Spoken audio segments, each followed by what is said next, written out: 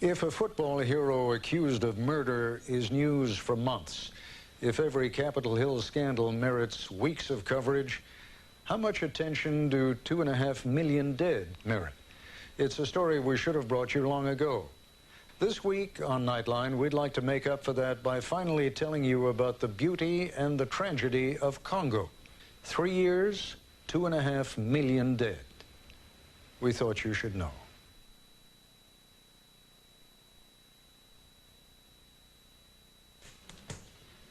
We want to tell you what we know as we know it, but we just got a report in that there's been some sort of explosion at the World Trade Center in New York City. One report said, and we can't confirm any of this, that a plane may have hit one of the two towers of the World Trade Center, but again, you're seeing the live pictures here. We have no further details than that. We don't know anything about what they have concluded happened there this morning, but we're going to find out and, of course, make sure that everybody knows on the air. These are, of course, the two twin Trade Center buildings that are down at the foot of Manhattan, that they really are the beacons of New York. It was there that there was the explosion a couple of years ago, brought about by terrorists. That's all gone through the courts, but this we don't know anything about. We don't know about anything that has happened here other than the fact that there's obviously been a major incident there, and we're going to go to a special report now from ABC News.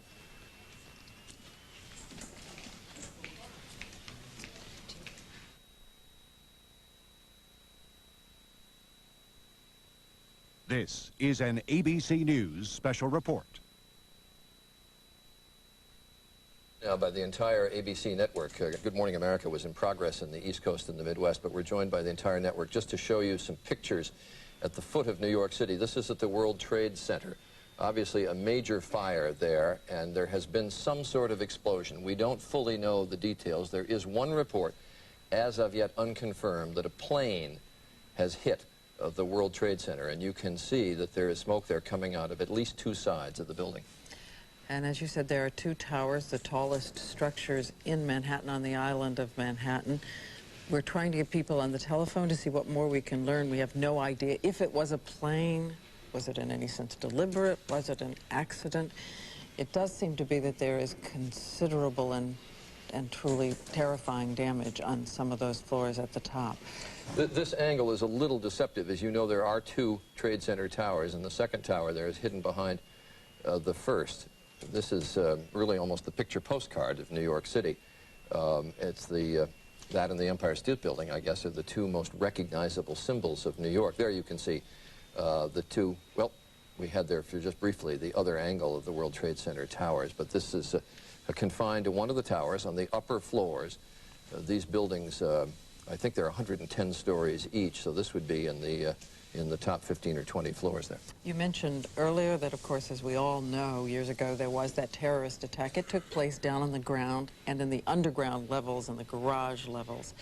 But again, that's not to imply that we have any reason at this point to believe that this is terrorism or not. We simply don't know. And in just a few minutes, Peter Jennings is going to be joining us from the news desk uptown, where he's going to tell us everything that he knows. We also have Don Daler on the phone, and you know he's been with us on Good Morning America for a long time. And Don, where are you, and what do you know? I'm about 4 or 5 blocks just north of the World Trade Center, and at about 10 minutes ago, 15 minutes ago, there was a loud sound that I can only describe as it sounded like a missile, not an airplane. Then there was a loud explosion, and immediately lots of screaming out on the streets. And I don't want to cause any speculation, but that's the only way I could describe the sound, and it was definitely not the sound of a prop plane or anything like that. And am I right? Are you a pilot? Well, I have flown. I do not have a pilot's license. But I grew up on military bases, and I know the sound of jets, and I've been in war zones and heard those kinds of different sounds. So, again, not to cause any kind of undue speculation, but the sound itself was not of a prop plane. It was perhaps a jet, but it could have been a missile as well. Can you give me, was it a whining sound, Don, or what? Yes, it was a how to describe it? It was a high-pitched, but it had a whooshing sound, not like a prop plane. Huh. And you didn't see anything actually in the air? No, I wasn't looking out, but we looked out immediately. You can see quite a lot of damage. If it was an airplane, it had to be huge because it hit way up in the World Trade Center. I would say it's probably a good 5-6 of the way up to the top. There's a considerable amount of flame. There's damage on two sides that I can see. On the very north-facing side, there's where looks like is the largest amount of damage. There's a gigantic hole that encompasses a number of floors. I would say maybe 10 to 15 floors.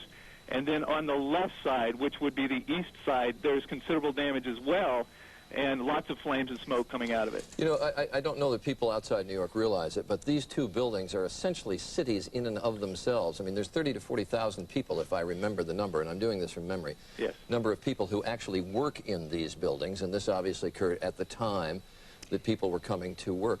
Don, are you saying that this sound was striking enough that you heard it before you saw it? I noticed it before the explosion. I noticed a sound like something was very low and shrieking across the sky. And then I heard the explosion. And which of the two towers is this? Because, again, we're just seeing an angle that's a little deceptive. This is the West Tower. Mm-hmm. Now, we're hearing somewhat faintly in the background, Don, as you talk to us, sirens.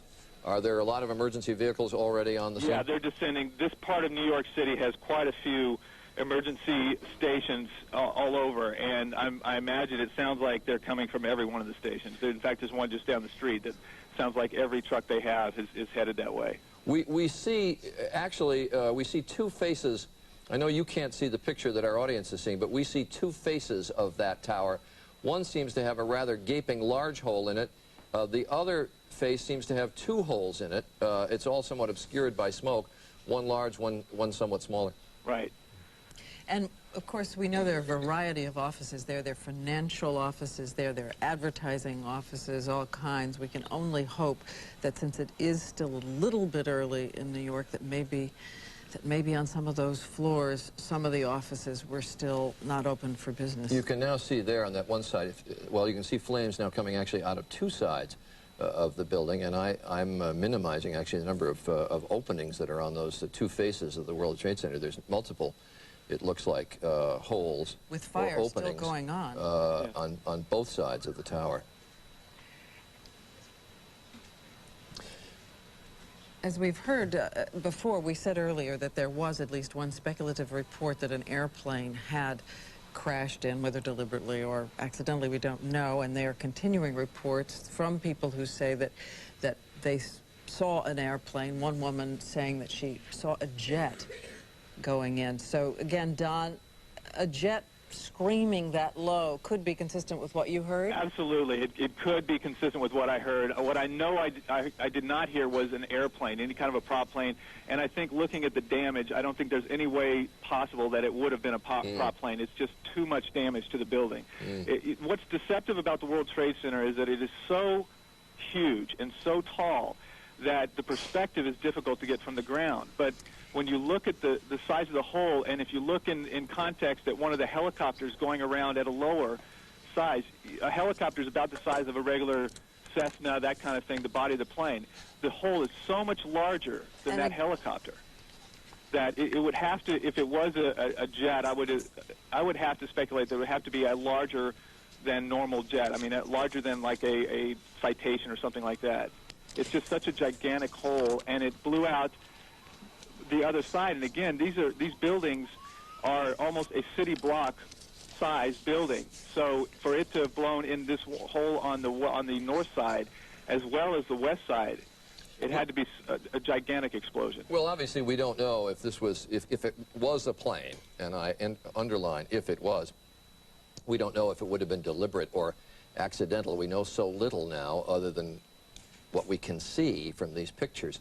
But the interesting point is there are a number of small airports around New York where passenger corporate jets or private jets will land and take off. And it's not uncommon, if you have ever visited the World Trade Center, when you go up to the observation platforms at the top, you can look down on airplanes that are either coming in for landings or taking off from New York airports. But all pilots who fly in this area know very well where the World Trade Center is located. All the routes are very far or comfortably far away from the two towers. And not just private planes, too, because with some winds in some directions, even out of the big commercial airports, planes are routed quite close to New York. I've flown in from LaGuardia, even into LaGuardia, but having to go right by the World Trade Centers. But we emphasize this is all speculative at this point. And just to reset for all of you, this is a special report from ABC News, and we are dealing, and we have to underline this, we are dealing purely in the realm of speculation here as to what may have happened at the World Trade Center. Obviously, a major incident occurred here on the upper floors of one of the World Trade Center towers. You can see multiple openings and flames coming out of at least two sides of the tower at the World Trade Center. We just got a report that the Associated Press is now reporting that it was an aircraft. So that's one more witness weighing in, or at least one more source weighing in on the fact that it was an aircraft of some kind. And as Don Dahler reported, this occurred about 15 or 20 minutes ago in downtown New York. And New York time, that would have been about 20 minutes or 8:45. This is a time when literally tens of thousands of people are coming to work at the World Trade Center. Looking at the top of the building, you mentioned there's an observation center, and I don't know what time it opens, but I think it opens fairly early, and people are up there at all hours of the day. Families, tourists coming in to look at the city of New York from atop it. Also there, I don't know if this is the building that has the restaurant on top of it as well, but in those high floors, there are places where tourists team in the morning, even if the regular workers weren't in. And we remind you again that there was a terrorist bomb that did go off at the World Trade Center years ago. It was down in the garage level, but we have no Obviously reason, no as we say indication over that and this over could have again, been related to that. Right. Now, Don Dahler, ABC's Don Dahler, who is on the scene. Don, just give me some description again of what you can see now. What we're seeing, it appears that there is more and more fire and smoke enveloping the very top of the building. And as fire crews are descending on this area, it does not appear that there's any kind of an effort up there yet. Now remember, oh my God. oh my God. That looks like a second plane. Dear Has Lord. I just did hit. not see a plane go in. That just exploded. We just saw another plane coming in from the side. You did. That was out of Yes, and my that's view. the second explosion. You could see the plane come in just from the right-hand side of the screen. So this looks like it is some sort of a concerted effort to attack the World Trade Center that is underway in downtown New York. We will see that scene again just to make sure we saw what we thought. We're going to give you a replay of what we just saw, and I must admit I thought it was some sort of fire equipment coming in or some sort of observation plane, but it was obviously designed to attack the World Trade Center. We're going to show you that. Here's a replay of the videotape. In a second, that looks like a good-sized plane came in and hit the World Trade Center from the other side. So this is obviously, or would seem to be, and again, I'm dealing in speculation, but it would seem like there is a concerted attack against one of the towers of the World Trade Center underway. We had seen a plane coming in from the other direction earlier. I'd noticed it. Had you, Charlie? I didn't know if it was that plane that then circled wide and came back from another direction, but we all watched it. And I just assumed. Don, could you hear that? Could you hear that plane as it came in? I did not hear that plane, but I had to step inside the window because the fire crews were so loud, the sirens, that I couldn't hear you. I got you. I did see the explosion, but the side of the building that the plane entered was just outside of my view. So all I saw was this huge fireball and the explosion. Well, the shot that we've got is now just from one side of the World Trade Center. But this is the shot again. This is moments ago of this second plane coming in, and this is now in slow motion. Oh, this is terrifying, awful. To watch powerless is a horror.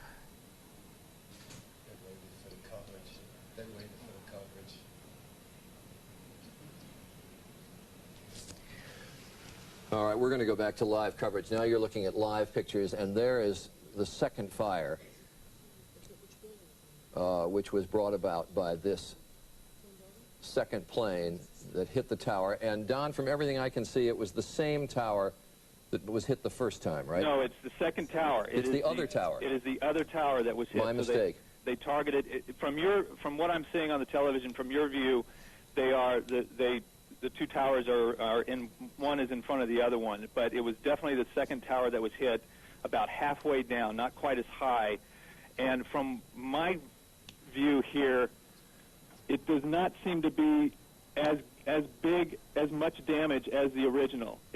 I don't know if that means it was not as big a plane or what. I did not see the plane go in, but it's horrendous damage. But it doesn't seem to be the gaping hole through two sides of the building like on the first one. Don, from your vantage point, can you see if there are people coming out down below? I can't see the bottom of the base of the buildings. There's the wider shot of the two towers. Now, both towers have been hit by planes now in the last half hour, and again, I say we are totally powerless in knowing what's going on here, except that it would obviously appear, it can't be a coincidence like this, it would obviously be some sort of a concerted attack against both towers of the World Trade Center. This is again, we're going to show for the third time this tape of the airplane flying in and hitting the World Trade Center. This is slow motion of the plane coming in and hitting the obscured second tower of the World Trade Center. And you can see flame coming out, and I can't see the plane coming down. You know, if it just Charlie, that's a commercial-sized jet. That did not look like. No, that's a good-sized airplane. Yes. Yeah, that's not a little commuter plane. That was a good-sized jet. And I can't tell if it actually flew into the building or if it just clipped it with a wing. And if it did, of course, then there's the frightening prospect that the plane would have crashed right in the streets of very busy streets of New York. Yeah. It seems, and this is a small hope, that the fire may have gone out from the first site. I don't know if we can get the camera in close or not. It doesn't mean that the smoke isn't still terrifying and deadly. Diane, I can see from here the orange flames. The fire has not gone out. In fact, it looks as if it's encompassing a part of the building that was not initially part of the original explosion. I can see it moving over to the left side, which would be the east side of the first building, almost all the way over to the edge. The back side is totally enveloped in flames that I can see from here. Yes, with that kind of smoke, there's got to be an awful lot of flame in there. And I think all of us have thought at one point or another about the fact that these buildings, though they are so majestic as they stand above the skyline of New York, that it's very difficult for emergency workers or firefighters to fight these. We have a witness who was called in to speak to us. His name is Karim Haroki. Mr. Haroki, did you, as I understand, they're telling me in my ear, is it true that you witnessed the first plane hit the tower? Yeah. Could you give me some sort of a description of it?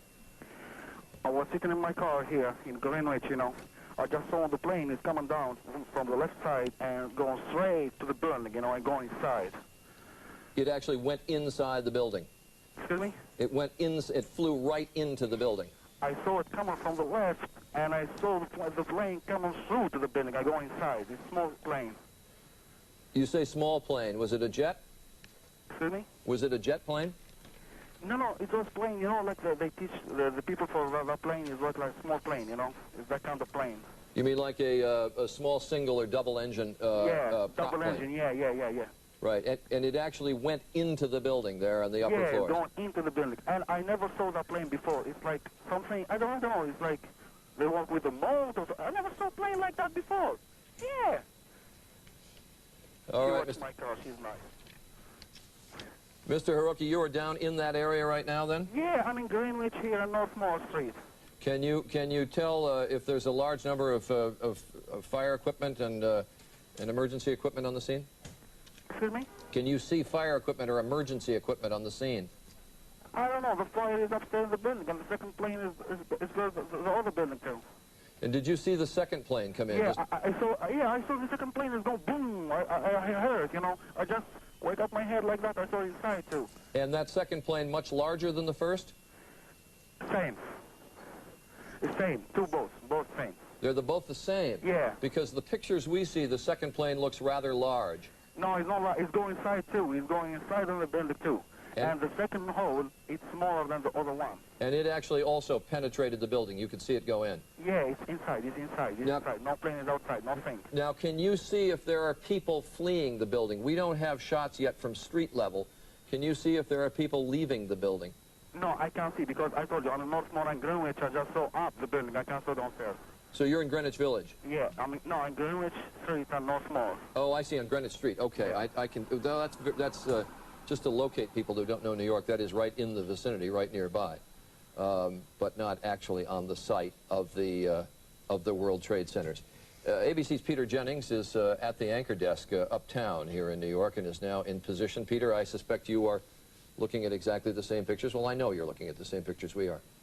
We are, Charlie. We've been watching it from the beginning, and we'll be watching this for much of the day. There is chaos in New York at the moment. There have been not one but two incidents, as Charlie and Diane have so ably reported so far. The second one coming at 9:03, when television was on live, and you could see what was clearly a jet aircraft flying into the second trade tower. Both trade towers now, these 110-story high towers, have now been hit. There is chaos here, or there's chaos in the immediate area. There is confusion in Washington, because now everybody is engaged in this. The Pentagon is involved in this. All the intelligence services are engaged at this in the morning.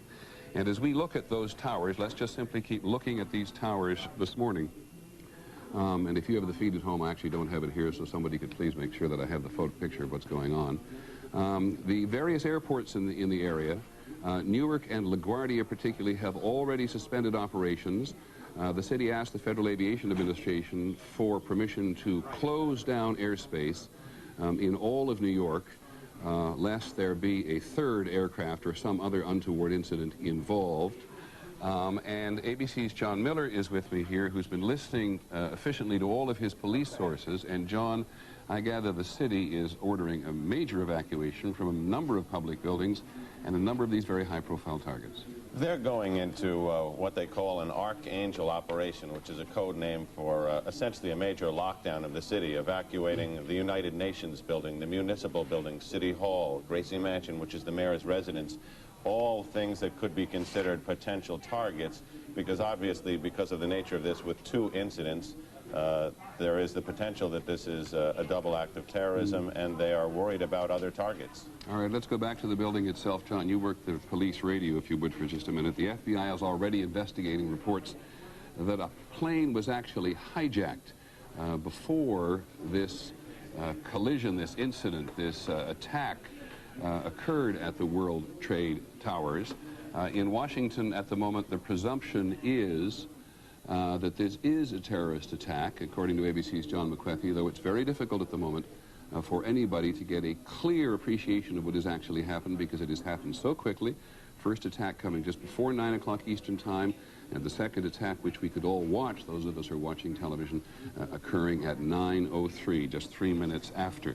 The president is in Florida, and he has already been told of what is happening. These trade towers have always been, and you may have heard it already this morning, regarded as a prime target for this particular act of terrorism. As you know, there was terrorism at the World Trade Center before 1993. There was a huge bombing attack on the trade centers. These are the two at the southwestern corner of the island of Manhattan, just prime pieces of real estate of interest to anyone who wishes to hit either New York City or the United States in a very, very visible and vulnerable way. We have with us at the moment Lindsey Grimm, a witness who was in the building on the phone. Lindsey, can you hear me? I hear you. Can you tell me what you know? Well, I actually, just to clear things up, I wasn't in the building. I was in the World Financial Center, which is directly behind it.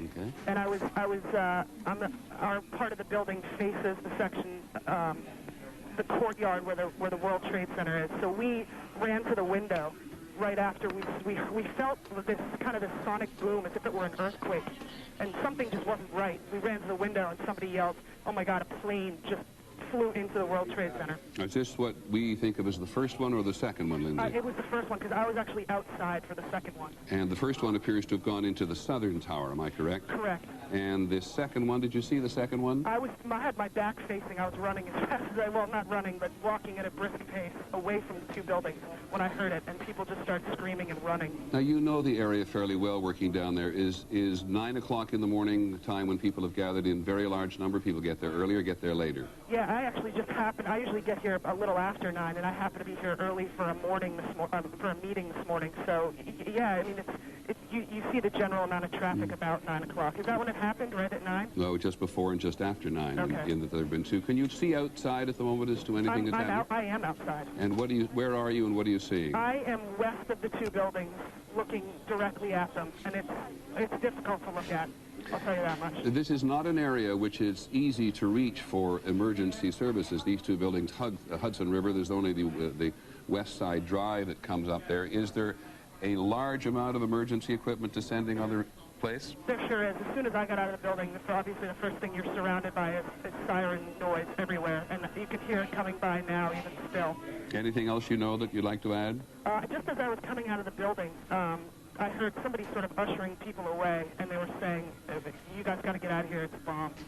Many thanks, Lindsay Grimm, who saw this occurring, at least the first, hesitate to call it an attack. The first incident, we'll continue to call it for now, and very much the second one now. That's what it looks like. Both of the towers in the Twin Trade Towers are now on fire. We have no idea whatsoever the measure of casualties inside or the measure of damage inside, though you can only imagine it. The New York City Office of Emergency Management said to us a short while ago they do not know what happened yet. Want to check in very quickly with the President of the United States, John Cochrane, who is the President in Florida. John? Peter, as you know, the President's down in Florida talking about education. He got up out of his hotel suite this morning, was about to leave. Reporters saw the White House Chief of Staff, Andy Card, whisper into his ear. Then reporters said to the President, do you know what's going on in New York? He said he did, and said he will have something to say about it later. His first event is about a half an hour at an elementary school in Sarasota, Florida. Thanks, John. John Cochrane with the President. President's in Florida today pushing his education reform. It will get wiped off the agenda today in view of this extraordinarily serious accident. For those of you who don't know, the Twin Trade Towers, and it's a popular destination for tourists when they come to New York City. It has financial offices in it. It has government offices. It has lots of access on the top above where this incident actually occurred, where tourists come. It's one of the great views in New York City, and people gather there, certainly at the foot of the building, fairly early in the morning to be able to go and see it. The two collisions, the two incidents have occurred about 2/3 of the way up. John Miller, we haven't, excuse me, we haven't had a aircraft fly into a building in New York, as far as I know, since just after the Second World War, when the Empire State Building. When it flew into the Empire State Building. That's right. A B-52 flew into the Empire State Building then, and this is really the first time there's been anything like that since. John, I was listening as you and Chris Isham, the head of our investigative unit, wandered up here to the rim just a short while ago to saying, one of you, I think, this is something they've been waiting to happen. Who are you talking about? What are you talking about? What we were talking about is there's been a great frustration since the bombing of the World Trade Center, which the suspects later told federal authorities were intended to take the building down, that it didn't have a larger effect.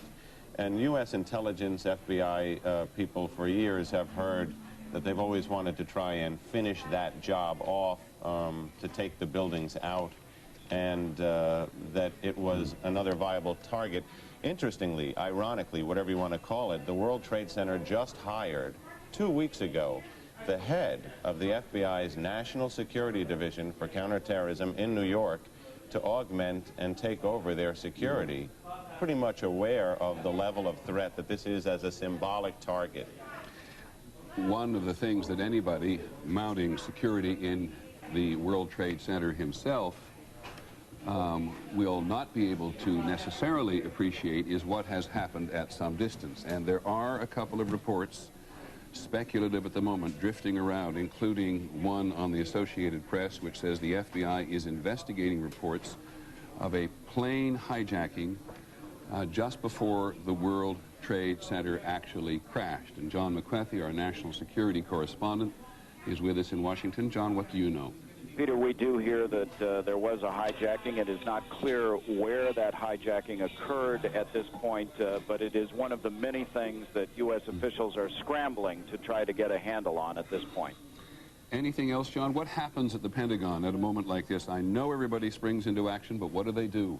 What happens is there is a particular counterterrorism cell within the Joint Chiefs of Staff that goes into an emergency basis at this point. They're investigating all aspects of air traffic in the area, all intelligence that, as they sift through it, may have given them some indication that something was happening. At this point, though, there were no warnings, they say, this morning. As they go back through this information, they may cull through it and find some clue, but at this point they believe there is no warning. Thank you very much, John. Which would please call us back as soon as you have something which would call into question immediately, of course, the notion of counterterrorism in an incident like this. Now, nobody who's watching television, watching Good Morning America today, for example, saw, at least those of us working on television, saw a first plane crash into the building.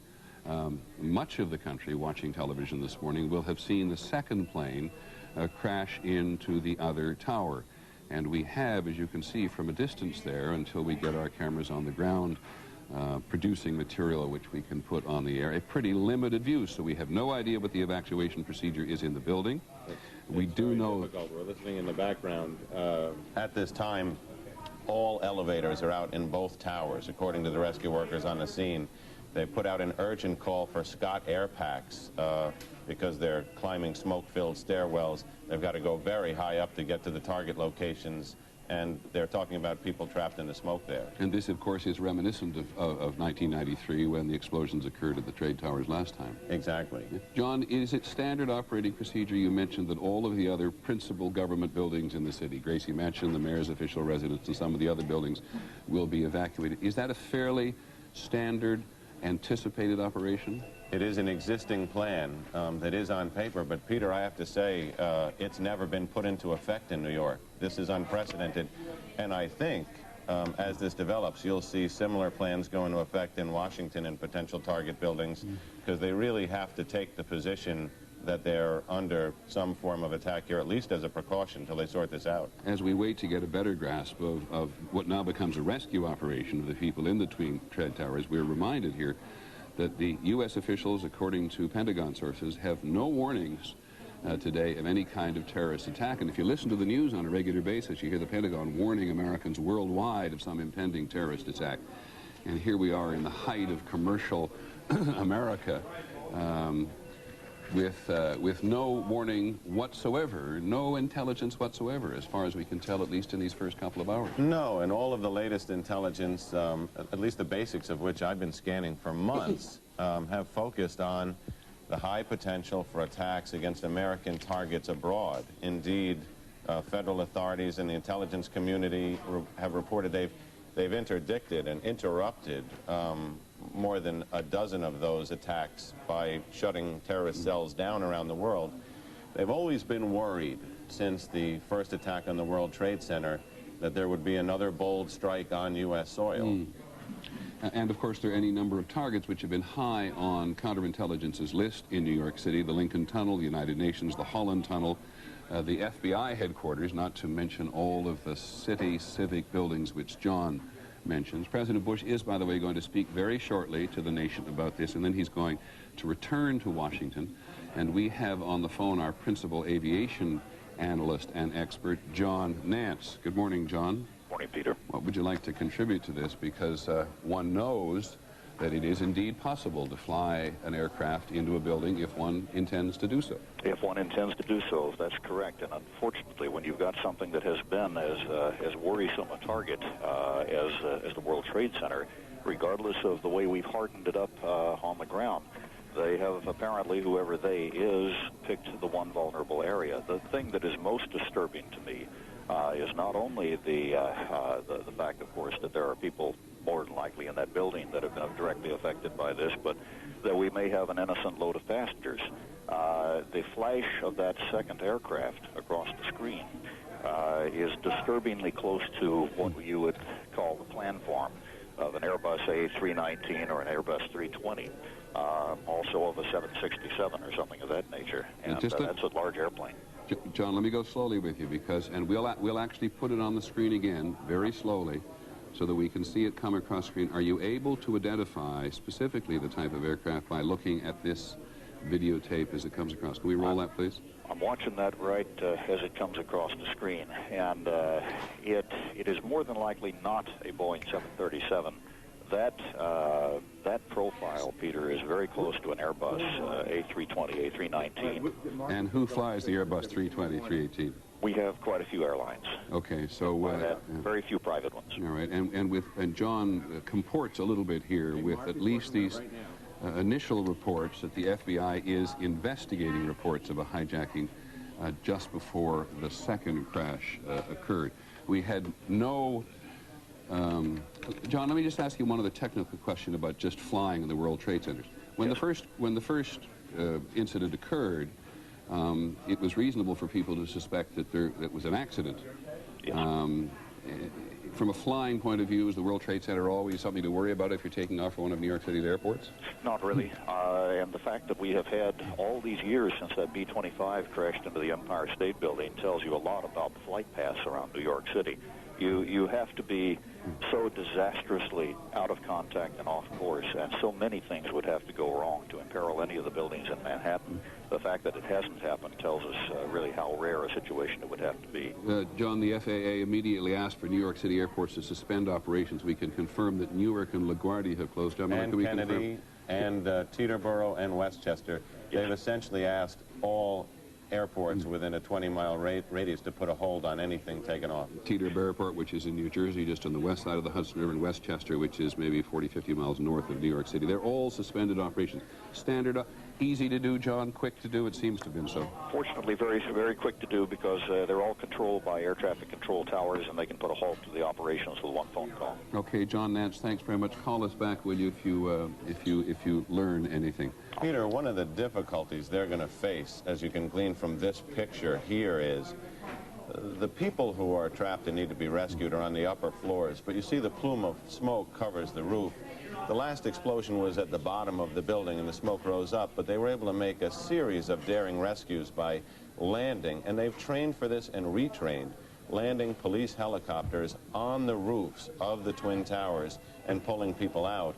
It's going to be very difficult, since the roofs are now enveloped in smoke, for the police helicopters, which are arriving at a landing zone now, just below the World Trade Center, to be able to get up there till that smoke dissipates. And that's where they had expected to pull a lot of people out this time because they had so much success the last time.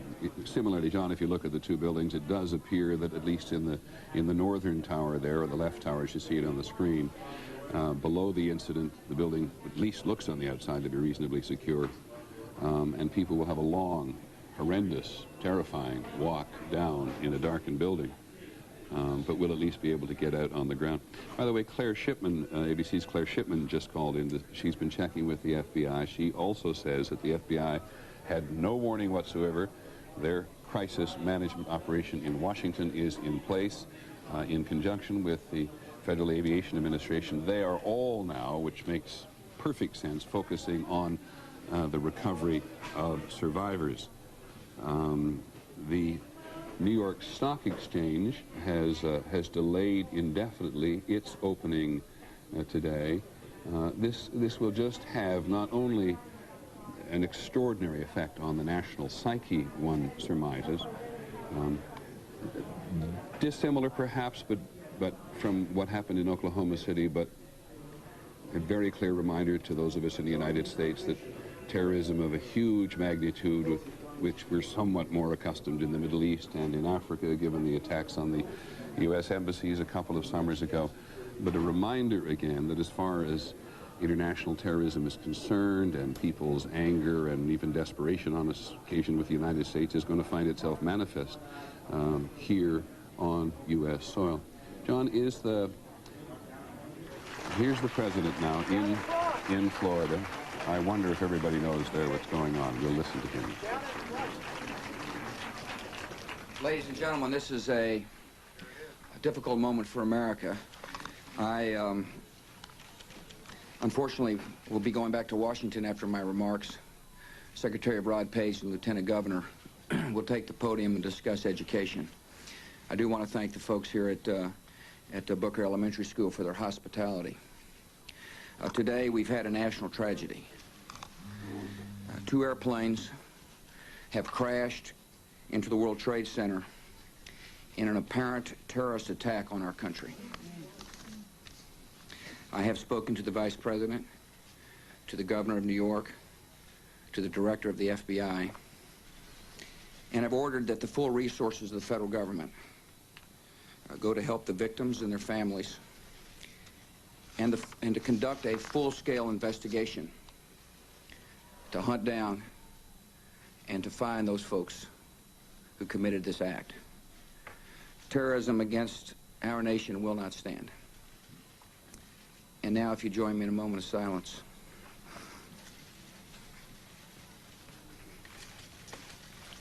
May God bless the victims, their families, and America. Thank you very much.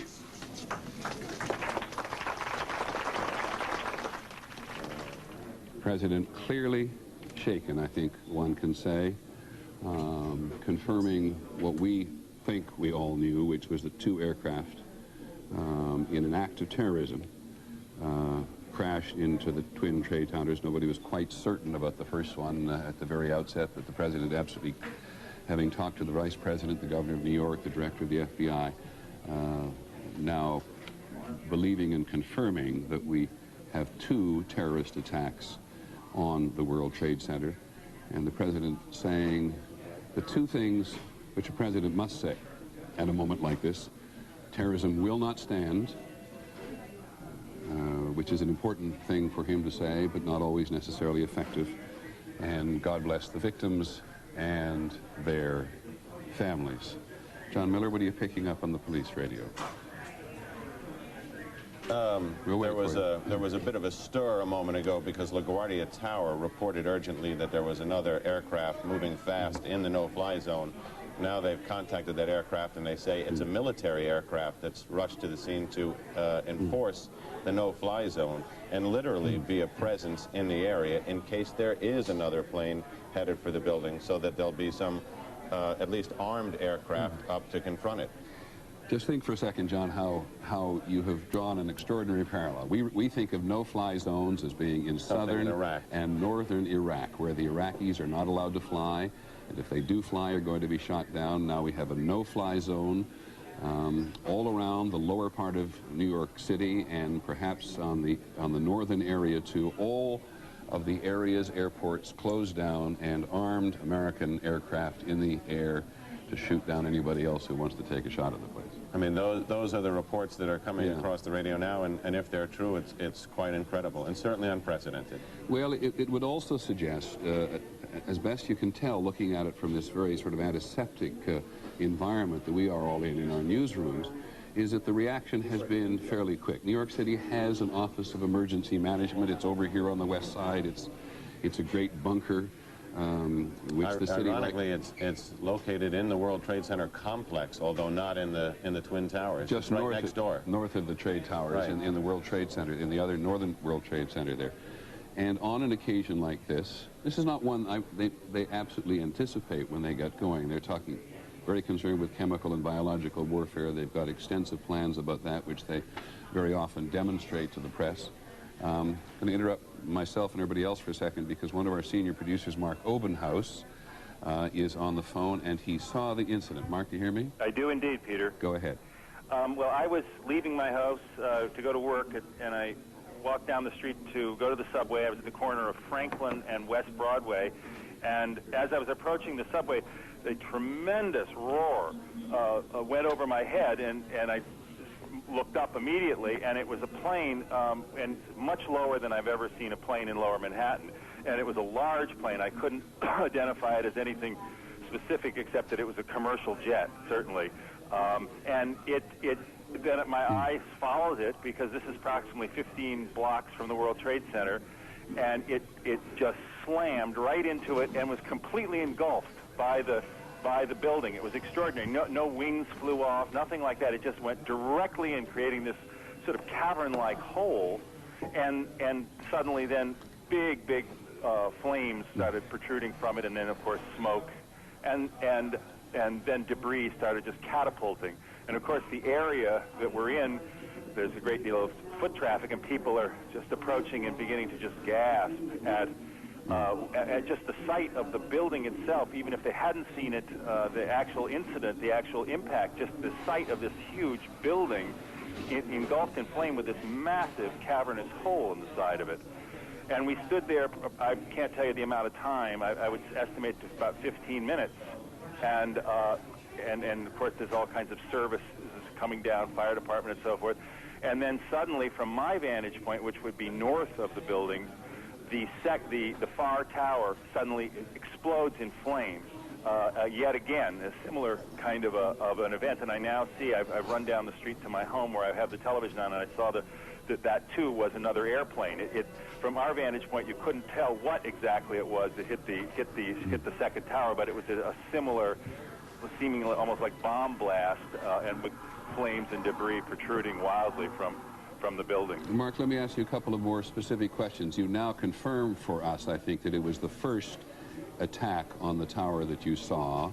Yes. What direction was the aircraft coming from? It was coming from the north. It was coming from the north down over Manhattan itself? Yes. It would have been flying roughly over the west side. I'm on, as I say, West Broadway, which is probably a quarter mile from the river.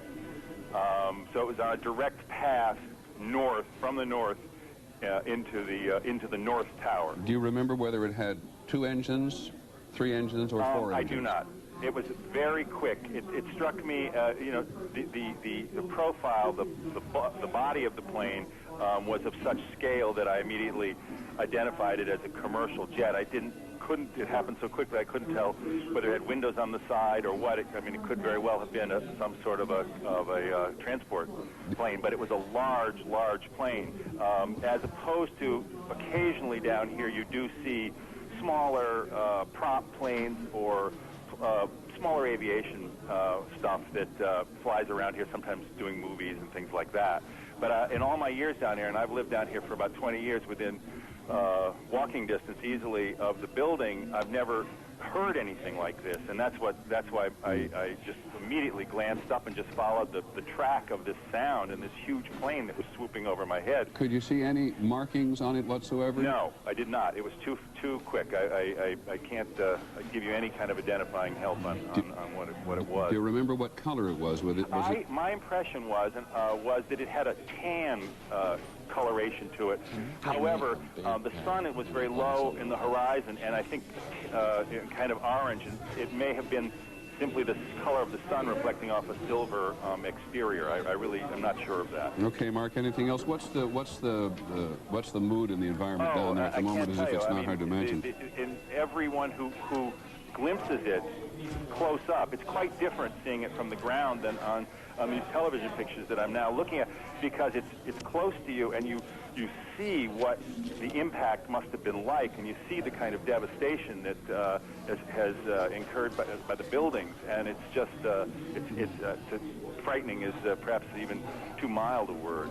Okay. It's absolutely just a horrible sight. It reminds you of the worst kind of effects in movies that, you're reassured watching a movie that it's an effect, but this is not. Well, Mark, you and I are supposed to have a meeting not long from now. We'd prefer you to go and work the story, if you would, and call us back as soon as you can. I will indeed. Many thanks. Mark Obenhaus, one of our senior producers on the phone, who saw the incident, describes it as a large plane, not sure what the color was, not sure the number of engines it had, which in his mind, he's a very experienced reporter, reflects the speed and surprise with which this aircraft, this is the first one we're talking about now, just before 9 o'clock, approached the World Trade Towers from the north, causing the first huge gap in the building. And Mark describes the plane being engulfed in some respects by the building. Didn't see wings fall off, saw it go absolutely, totally, almost as he described it, into the building itself. And we now have had one of the enormous difficulties about terrorism, everybody knows, is that you almost immediately get a claim of responsibility, and you may get several, and people's suspicions get ramped up given the obvious nature of people who they think or know are involved in terrorism around the world. There has been a claim of responsibility, according to the Reuters news agency, made to Abu Dhabi television in the Persian Gulf from something called the Palestinian DFLP. The Palestinian DFLP is something called the Democratic Front for the Liberation of Palestine. It has been for many, many years one of the most militant of the Palestinian organizations, has been involved in violence before, has been involved in other actions before, and it is the first organization to claim responsibility for this, though we have to caution you in all the obvious ways that before the day is over, there may be any number of people who claim responsibility. The White House, of course, has leapt to the forefront of people's concern this morning, and there is a plane circling the White House at the moment, and they're clearing the grounds there. That's a report which may be misleading in that it may presume an attack, whereas we just discovered a moment ago that what we had with an additional airplane in New York airspace was a security operation.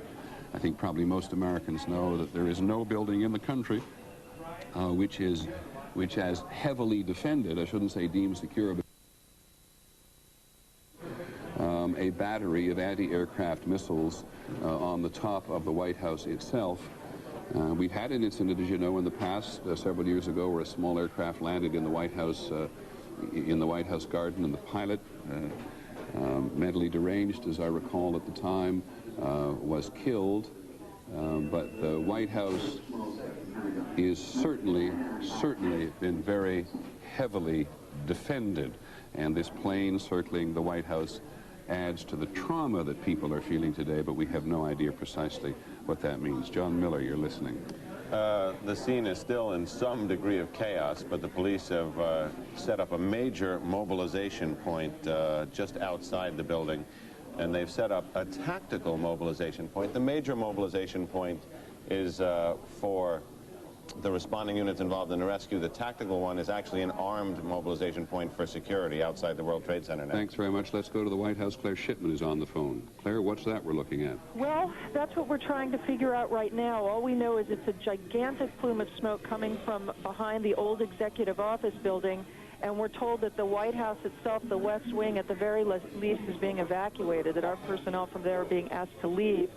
We've sent people running over there to try to find out what it is, but we don't know yet. Now, the old executive office building is slightly to the west and a fraction to the south. So we are looking southwest from a camera just across Lafayette Park, which is north of the White House. The White House is to the left side, out of your picture. Maybe even the cameraman could give us some appreciation. But you have no idea. Was that an explosion? Did you hear anything? We did not hear it. In fact, we were trying to figure out from the White House what security precautions they were taking around the White House in the wake of the apparent attacks on the World Trade Center, and we suddenly just saw the smoke rising from behind the old executive office building. We have people on their way there now, but it's like nothing I've ever seen. I mean, we've never seen that kind of smoke coming from anything that would ordinarily occur here. I must also tell you, Claire, I think if you think about what's behind the EOB there, you're really down in pretty open area. It doesn't look like a place where a building would be on fire.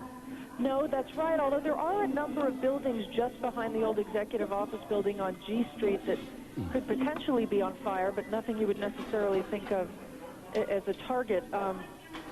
Apparently, we're also Claire, let me interrupt you for a second. We now have fire confirmed at the Pentagon. John McCarthy at the Pentagon can hear me. John, please get in touch immediately if you can and brief us in there. John McCarthy has actually been evacuated from the Pentagon, and parts of the Pentagon are indeed being evacuated. We want to hold our breath here, it just seems to me, for a second, and not get into a mode that the country is under attack. But we now have 2 attacks on the Twin Trade Tower Center. U.S. buildings, city buildings completely evacuated in New York City. We have this mysterious black smoke at the southwest corner of the White House, which is to say there's something going on behind the old executive office building. We now have a report that fire has been confirmed at the Pentagon, ABC's John McQueffey, our Pentagon correspondent, who's been plugging in as quickly to the intelligence and counterintelligence units there this morning, has been temporarily evacuated, but that is as much as we know for sure at the moment. John Miller, go back to what you're hearing on your nets. Actually, it's interesting. In New York City, they're reporting on what we're seeing here also, essentially trying to tell everybody that heightened security is important now.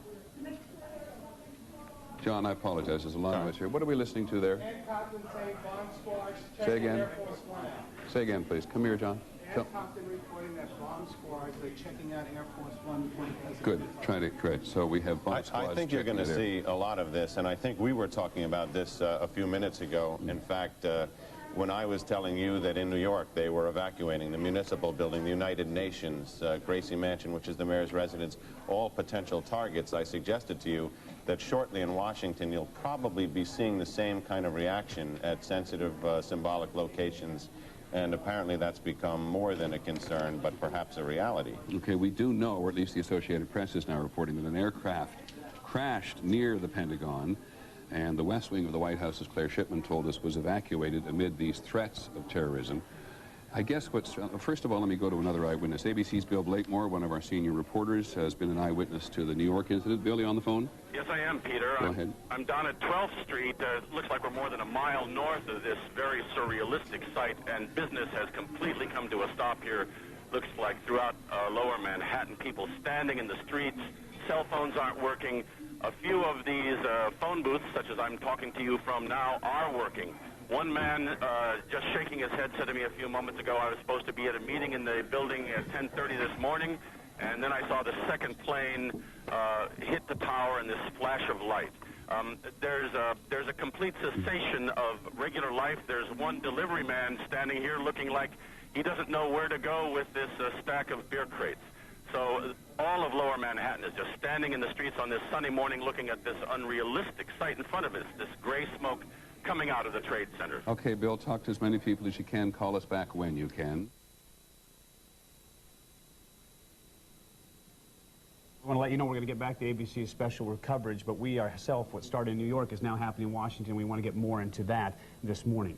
That's right. I'm Carol Costello. Don Hudson. We want to go live to Sam Ford right now. He is live at Reagan National Airport with an update on the air crash at the Pentagon. Sam Ford, tell us what you can. Well, Carol, as you can see, there's this huge cloud of smoke behind me, and that is the location of the Pentagon. We had come here to National Airport to, continue our coverage of the situation in New York because the airports had been shut down. No sooner had we gotten here and stopped the car than we looked up, and there was this cloud of smoke billowing from the Pentagon. There had been a traffic accident here at National, and a number of emergency vehicles were dealing with that. Then suddenly we saw this, and I would say within a couple of minutes they were all tearing out of here, heading toward the Pentagon. We asked folks here. One of the police officers told me that he had heard a plane had gone into the Pentagon. Obviously more of the situations in New York. People here are extremely nervous, and some are saying that they wanted us to leave this area. We don't know if they're going to shut down the airport or evacuate this place. If this is a concern, at this point people are still here, but there is concern about the safety of this place, obviously with these bombs going off or planes crashing into buildings all over the place. But that's it here. As you can see the smoke, and you can see, paper flying about. Yes, Carol. Sam, a question for you. We understand that there is a tail section of a plane sticking out of the Pentagon, and a plane did hit the Pentagon. Is that true? Well, at this point, Carol, we are at National Airport, so all we can really see is the flame. Now, I understand we have some photographers over at the Pentagon. I cannot tell you exactly, but from our vantage point, we see smoke. Sam, if I can interrupt, we do have an eyewitness who actually saw this event take place. They're on the phone with us now. Is it Mr. or Ms. Gurman? Mr. Gurman. Okay, Mr. Gurman, tell us what happened. I saw a big explosion, a ball of fire. My window rattled, and I looked at it. It was a big ball of fire and the smoke coming out. But I'm looking at it right now. It's Mr. Navy Annex and Mr. Pentagon. It's like so many high-rise buildings. It's probably a parking lot or there's a cemetery behind the Navy Annex. Mr. Gurma, did you actually see a plane? I didn't see a plane. I heard the explosion. I thought it was a flyby because I live next to the airport. My window rattled. I looked out. I saw a bowl of fire and just smoke coming out. Are you feeling nervous right now, Mr. Gurma? Oh, very much so. I thought I was hit. I mean, the building shook so much. Well, you're not the only one, that's for sure. As we keep you on the phone, and Sam as well, we're now getting reports that the White House has been threatened here. We're also getting reports the Capitol has been evacuated, the West Wing of the White House evacuated to go along with all this. What started at 8:40 this morning, New York, is now threatening, of course, our city, our safety, and a lot of folks and very concerned. The pictures you're looking at right now are from our live cameras. You can see smoke pouring near the Pentagon. Mr. Gurma, do you want to add anything? I can hear you're still on the phone with us. I'm trying to get out of here because I live a few miles from the Pentagon. Okay, you get going, Mr. Gurma. We understand. Thank you for joining us. Let's go to a White House shot that we have right now. The White House West Wing has been evacuated, as we understand. We know that President Bush is not there, but he is on his way back to Washington. You can see the armed guards on top of the White House keeping watch.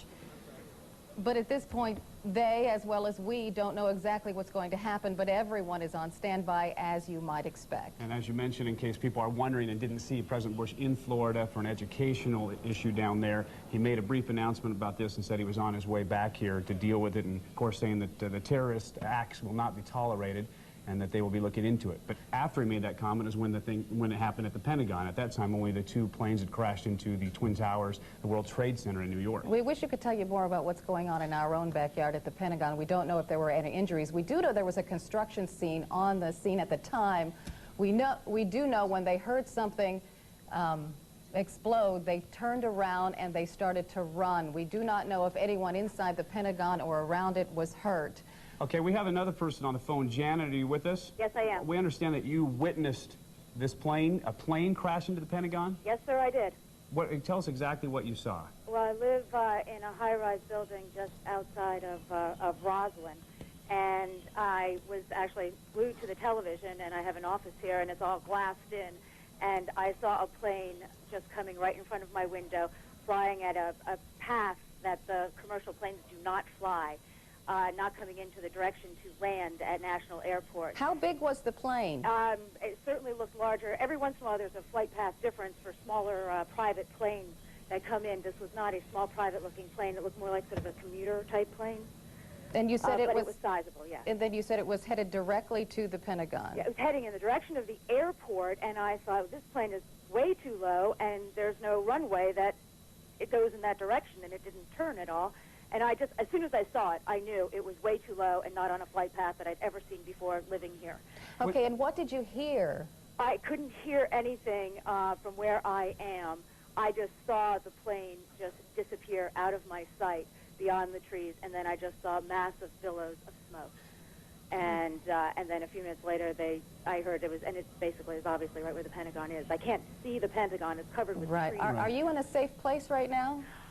As far as I know, I'm in my apartment where I live, so I am on the 13th floor of a high-rise in Roslyn here. We can see on the bottom right-hand corner of our screen, you can see the firefighters spraying at the Pentagon, trying to put out that fire. Jan, were you already aware of what happened in New York when you saw this coming? Yes, sir, I was. I was glued to the television because I actually am running an event in New York at the end of the week. Oh, you poor thing. Okay, we're going to go back to our Sam Ford, who's at Reagan National right now. We understand the FAA has taken some action. Sam, can you tell us what it is? Yes, Carol. Because of this situation, the FAA has shut down all aircraft flights across the country. I think it is a situation where it is too dangerous. Right here at National Airport, you normally would have planes taking off and landing. There are no planes taking off or landing here. The skies are clear, and there is smoke covering the area. This gentleman is named Todd Nelson. You were just picking up what debris. What is it, some sort of... It looks like insulation. I was just standing here watching, and all sorts of paper and debris and insulation. I'm sorry, yeah, this was what... All sorts of paper and debris and insulation were just flying down, landing on us over here, and it's just amazing. Yeah, some sort of insulation or some sort of debris that appears to have come from the Pentagon crash coming through the air. You could see papers flying through the air, things like that. So that's the word from here. We're hearing the FAA has shut down air traffic across the country because of this situation. Understandable. Thank you very much. Sam Ford reporting to us live from Reagan National. We have another eyewitness on the phone right now. His name is Charles Tanner. Mr. Tanner, yes, tell us what you saw. I was in the, I live at the Overlook Apartments, and I was doing some exercise, jump roping, and this plane came increasingly fast, almost close enough that if it headed this direction, it hit the building that I'm in, which is an 8-story building, but it was aiming for the, in the direction of the Pentagon, and then all of a sudden I see this puff of smoke, and I just ran over to Columbia so you didn't actually to get a better view of it. So Charles, you didn't actually see it hit, you just saw it to a point and then you saw the smoke? I just saw this plane coming very, very fast, going in that direction as I was listening to you guys talk about what happened at the World Trade Center. And where you live, obviously it's close enough to Reagan National, but that's not a flight path you normally see. Right, well I'm closer to the Pentagon than to Reagan National. Okay, but obviously planes flying over there on a daily basis. This is usually not the flight path of any aircraft. Mr. Tanner, we do have more information about exactly where that plane crashed. We understand right now from the AP that it crashed near a helicopter landing pad near the Pentagon. So as far as we know, it didn't crash directly into the Pentagon. From where you are, Mr. Tanner, are you okay? Are you safe? Well, unless, of course, the plane decides to hit this building, yes, I think I'm very safe. Can you believe that this is happening in Washington, D.C., Mr. Tanner? I want to say yes and no, okay, because of different terrorist activities and things of that nature, and because of what happened at the World Trade Center, I would say that it doesn't surprise me. I'm just a little shaken that it has happened. And I'm not sure when we talk about that helicopter pad, if it's the one that's on the west side where you drive by all the time on the main street, that you can see if there's another one there as well that a lot of folks go by there on a daily basis. We quickly want to recap before we return it to ABC News. The State Department has now been evacuated. The White House has been evacuated. The Capitol has been evacuated. There was a credible threat to the mansion, which I'm talking about the White House here, and so the entire White House has now been evacuated. Of course, this all started in New York about 8:40. We want to go back to ABC News and allow them to continue their coverage of this entire and unbelievable incident that's going on. I'm Don Hudson along with Carol Costello. We send it now back to ABC News. Just before 9 o'clock, and the second one was after that. And John Miller, you're listening. Actually, it's interesting. There's no way to characterize any part of this as fortunate, but if you look at cities who are prepared to handle an incident like this, and as you've seen New York's emergency response to this, it is probably one of the few places that is prepared with the kind of equipment, response, and rescue efforts that could actually address something like this. And Washington is probably the other. Immediately when this happened, the entire emergency service unit, which comprises hundreds of specially trained cops, was mobilized to the scene. Now a triage center for the injured has been set up just around the corner from the World Trade Center. It's an incredible scene down there with a tremendous amount of equipment. The Federal Aviation Administration has actually gone even further than it did a few minutes ago. It was asking all planes not to take off. Now the FAA has ordered all aircraft currently in the air over the United States to land at the nearest airport. Now you can imagine what may be happening, or what they think might be happening in some part of the country, that there is somebody else on some aircraft coming from somewhere or going somewhere with evil intentions, and so all aircraft currently in the air over the United States have been ordered to land at the nearest airport. I think what you're going to see... Hang on a sec, John. I just want to check one thing, because one of the very first people the President talked to was the director of the FBI, and Pierre Thomas, who covers the Justice Department and the FBI for us, has been here. They may think they prepare for this kind of thing, Pierre, but man, it must have been a shock. Stunning shock. The FBI Special Operations Center is now in full alert. The FBI extremely concerned that there would be additional attacks. Normally when you have a situation like this, they immediately get on the line with the CIA, the various intelligence agencies, trying to get a sense of who might have been planning something. But right now, the first order of business is to protect against a second attack, third attack. The feeling is normally when you have this kind of situation, there will be more attacks almost immediately. Let's go to the trade tower again, because, John, we now have what do we have? We don't... It looks like a new plume, a new large plume of smoke. Now, it may be that something fell off the building It may be that something has fallen. We don't know, to be perfectly honest. But that is what you're looking at, is the current. That's the scene at this moment at the World Trade Center. Dan Daler from ABC's Good Morning America is down in the general vicinity. Dan, can you tell us what has just happened? Yes, Peter, it's Don Daler down here. I'm 4 blocks north of the World Trade Center. The second building that was hit by the plane has just completely collapsed. The entire building has just collapsed, as if a demolition team set off. When you see the old demolitions of these old buildings, it folded down on itself, and it is not there anymore. That should be it. Thanks very much, completely collapsed. The whole side has collapsed? The whole building has collapsed. The whole building has collapsed? The building has collapsed. That's the southern tower you're talking about. Exactly. The second building that we witnessed the airplane enter had been, the top half had been fully involved in flame. It just collapsed. There is panic on the streets. Thousands of people running up Church Street, which is what I'm looking out on, trying to get away.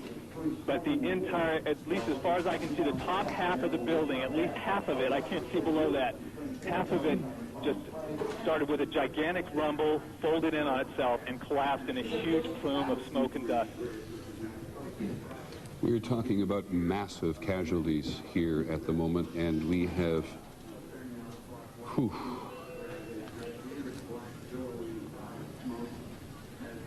that is extraordinary. There is panic on the streets. There are people screaming and running from the site. The gigantic plume of smoke has reached me, and I'm probably a quarter of a mile north of there. Peter. Now this is what it looked like moments ago. My God.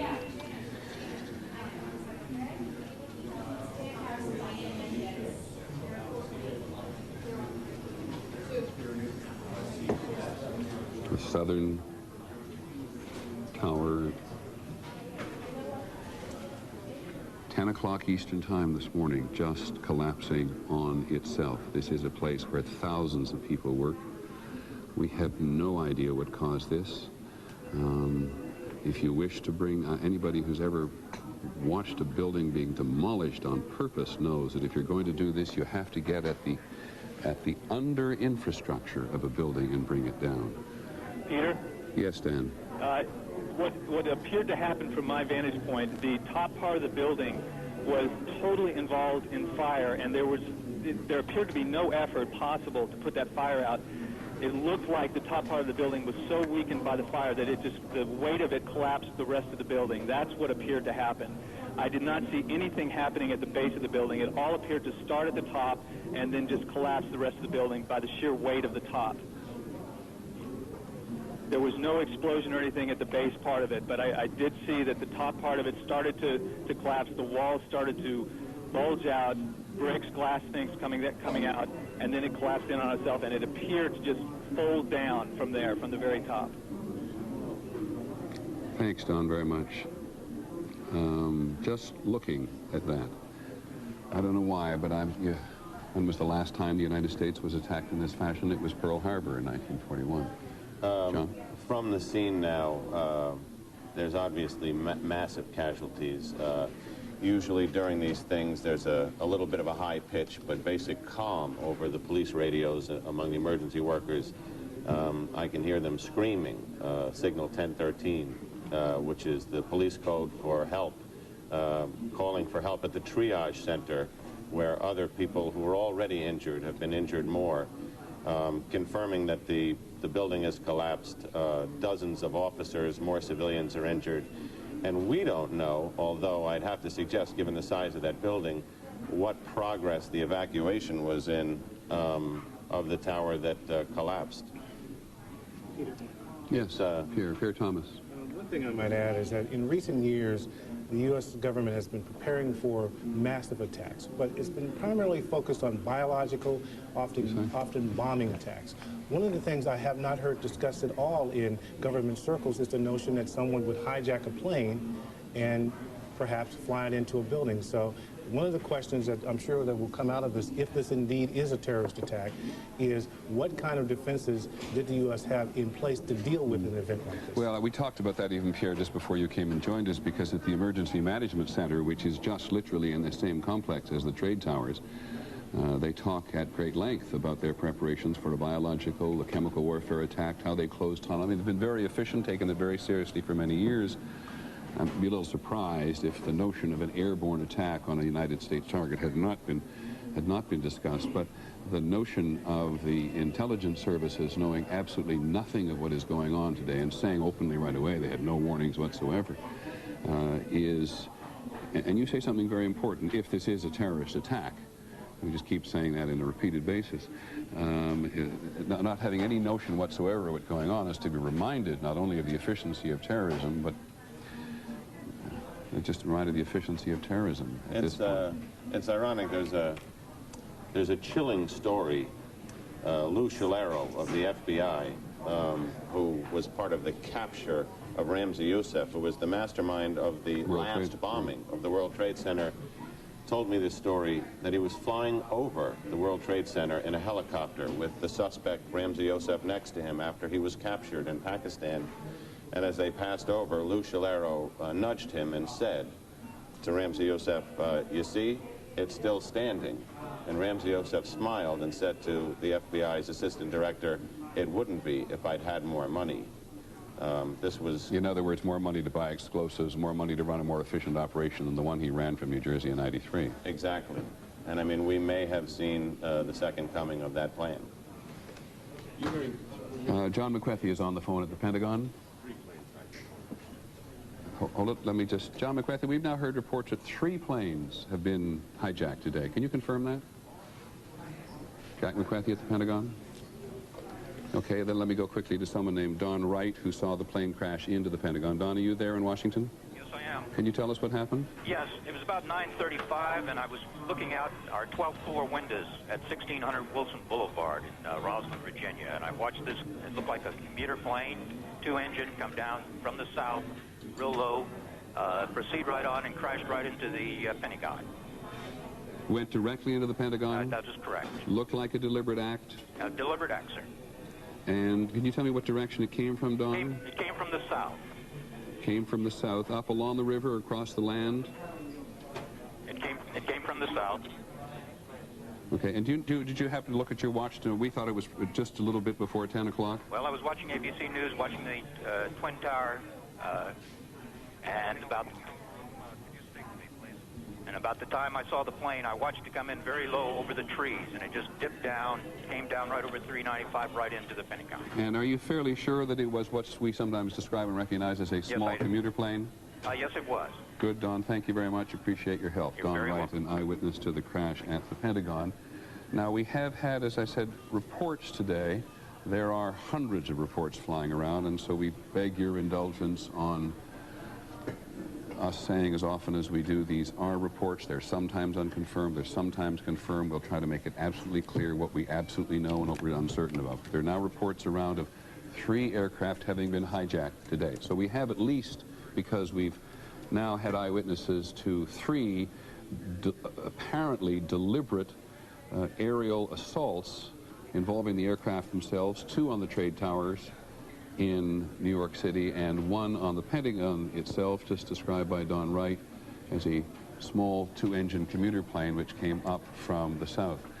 And we now believe that 3 planes were hijacked, 2 of them from Boston and 1 from somewhere else. We are not yet sure precisely what's happened. John, you're listening. Just to clarify for people, John, who's one of our leading reporters on crime, knows New York City probably better than anybody in many news divisions. I cannot tell you where that happens. That's either U.S. Air Force or Navy aircraft, fighter aircraft, now on patrol in what we've described as the no-fly zone over New York City today, lest there be one more attempt. John, go ahead. They've continued evacuations in the area now. They're evacuating Battery Park City, which is a large apartment complex taking up many blocks across the street from the World Trade Center. and they've evacuated the federal court buildings where the terrorism trials of Ramzi Youssef and others were held. Anything that could be a symbolic target is now being emptied out in New York. New York is going into kind of a lockdown mode. I think you'll also see in Washington the same kind of air patrols have been scrambled around principal buildings there. Okay. We have on the phone one of those people who makes his living analyzing terrorism. Kyle Olson, do you hear me? Yes, I do. I wonder if on a day like this anybody wants to be thought of as an expert on terrorism. Be that as it may, and assuming that, and knowing that much of the country is shocked at the apparent breadth of this, are you?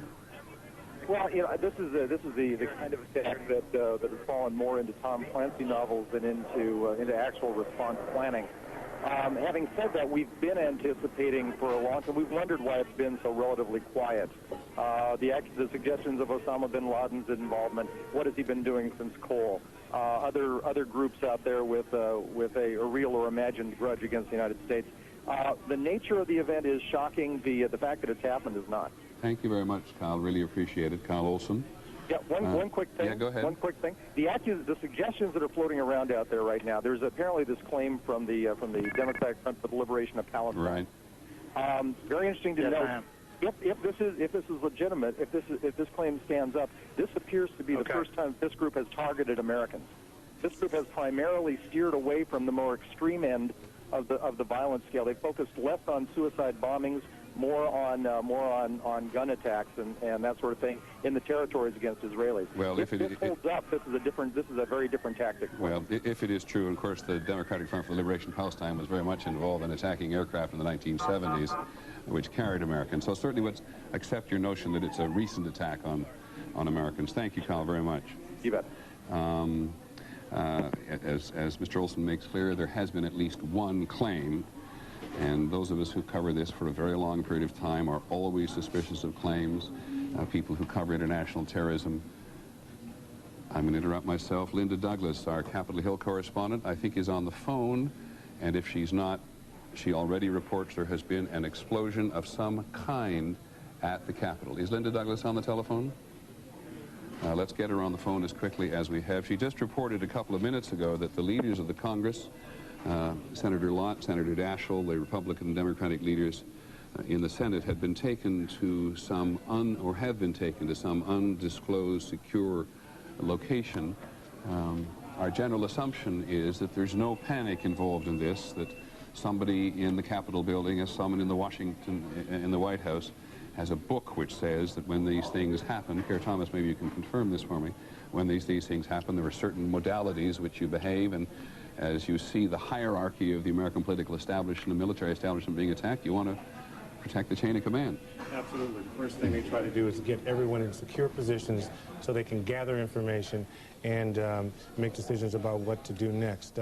One of the things that law enforcement officials had been planning for is the notion of a multi-tiered attack. An attack occurring in multiple places simultaneously.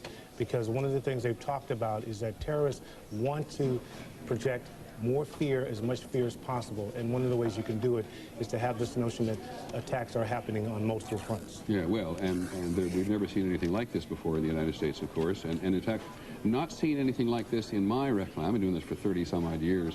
I don't recall any multitude of attacks. We've had 2 or 3. We've had 2 suicide bombers in a short period of time in the Middle East. We had the 2 embassies in Africa, in Kenya and in Tanzania, the attack 2 summers ago in the United States. But the notion that the terrorists, either an organization or organizations, plural, should be able to mount a concerted effort against the United States in this way, causing in this instance so many casualties, in the instance of the trade tower certainly so many casualties, is going to astound people in the political and military and intelligence establishment. Absolutely. The notion that you could have multiple attacks like this, they had been planning for it, they had not seen it. This is an extraordinary escalation, one that they were predicting would happen, but no one would think that would happen this quickly. Okay. John Miller? I think... let me just interrupt. I apologize again. We're now looking at a helicopter over the Pentagon. That makes perfect sense this morning. But given the fact that we're all sensitive to the presence of any aircraft, That was a helicopter that just flew across the screen. That is, and as we had at least one eyewitness said this was an attack on the Pentagon from the south. He described it quite confidently as resembling a commuter aircraft, which is to say smaller than a small private aircraft and not as large as a commercial jet. It may have been a prop jet. It may have been a jet, but it's a smaller version of the jets which so many people in so many middle-sized American cities are now accustomed to seeing.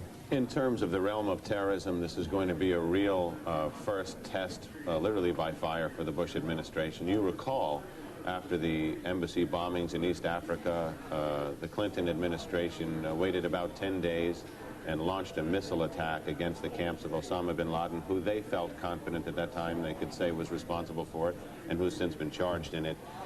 In this case, I think this ratchets up. Excuse me. This is the Pentagon we're looking at now, according to my monitor.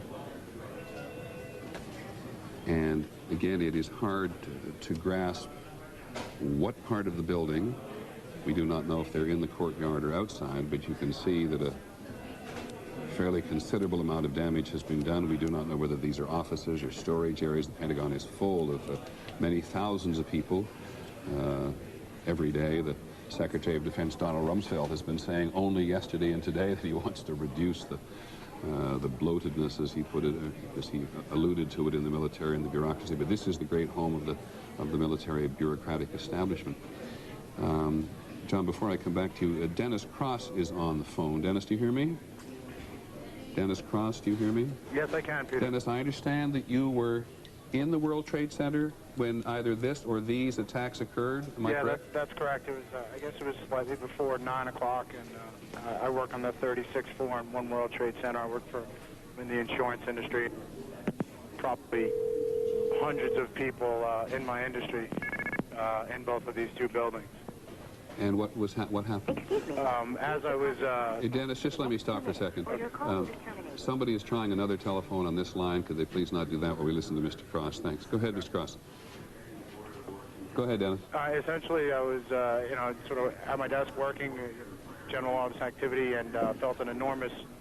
it almost felt like an earthquake. Like I could literally feel and see things in the office moving and the floor moving. Immediately after it was some sort of explosion or something, there was an enormous volume of debris and paper. It almost looked like a dirty parade. All of this material just falling down. I was looking out the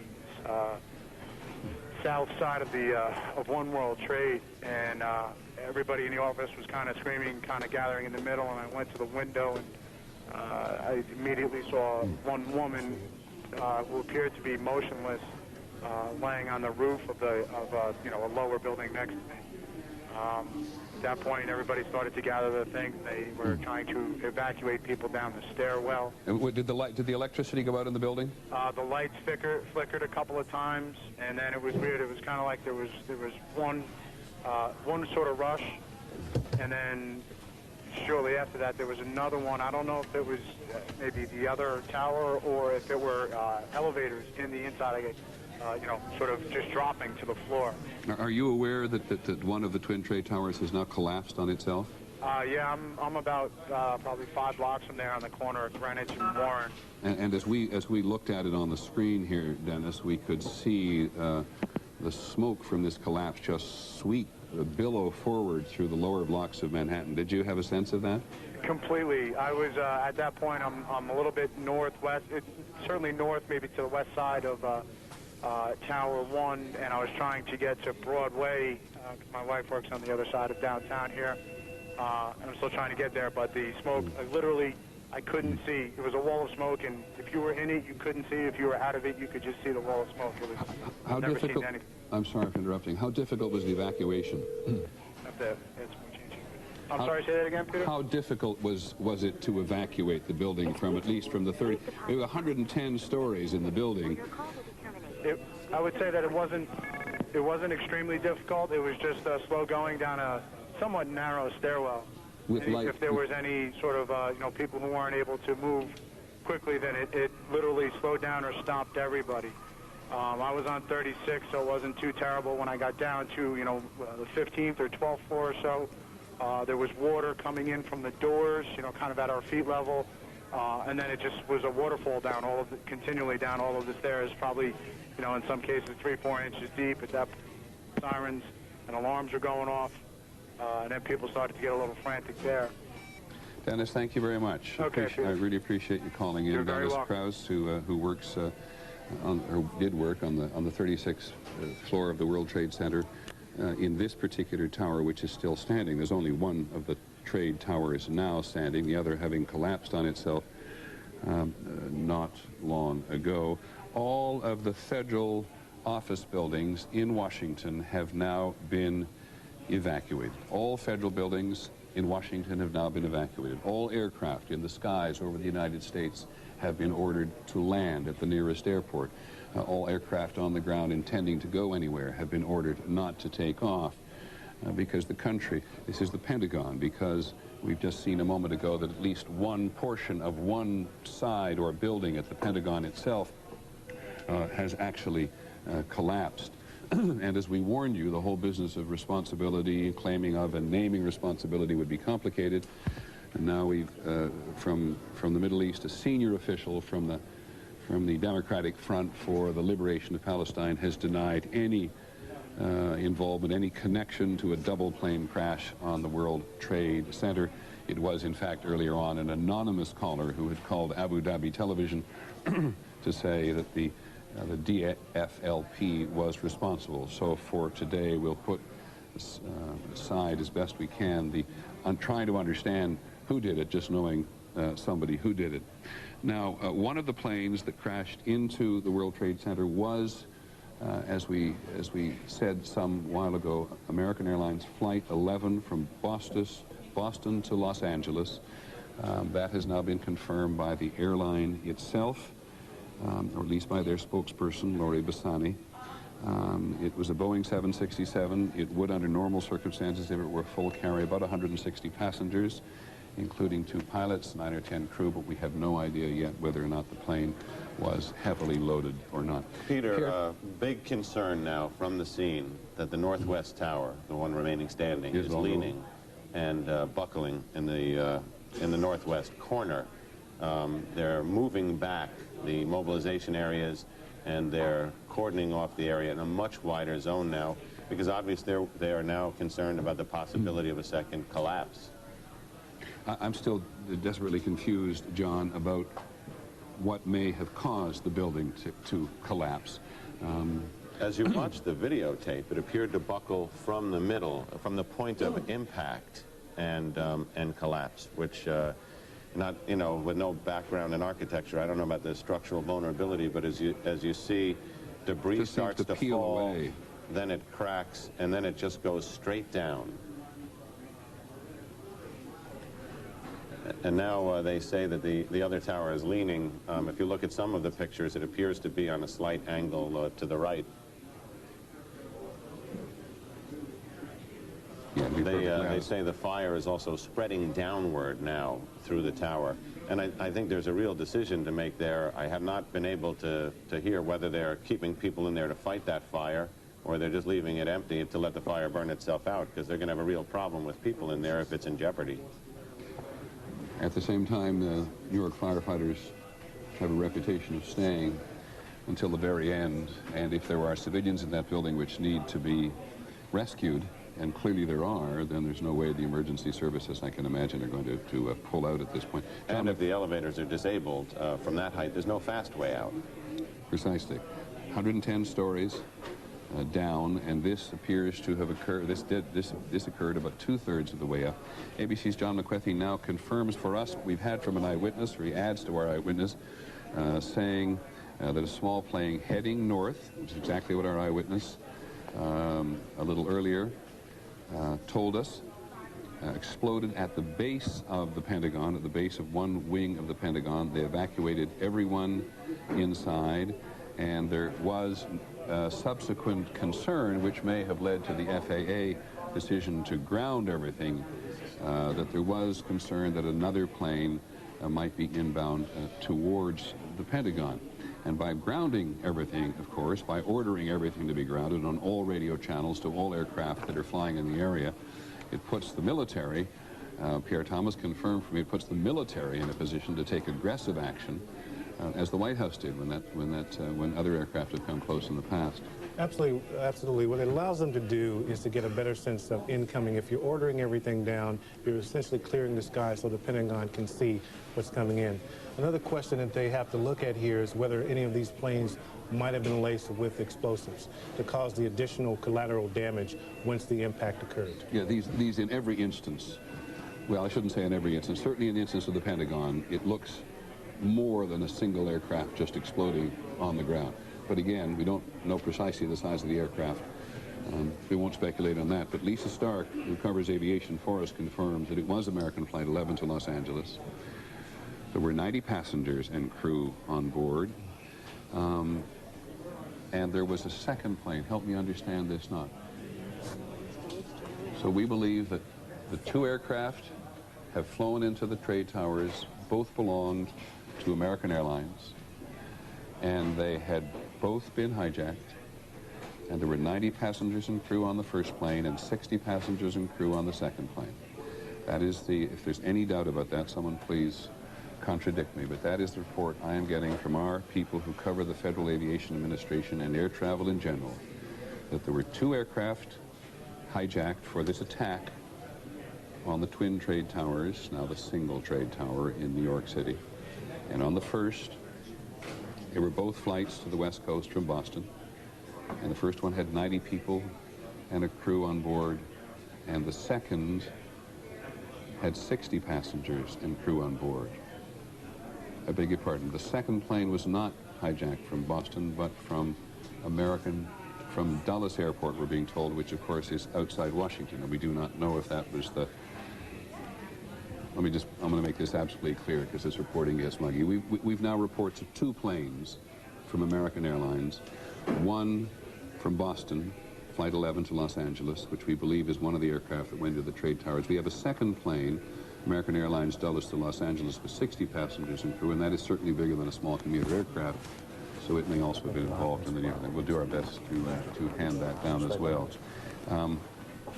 Senior law enforcement officials in Washington now tell us that a car bomb has exploded outside the State Department.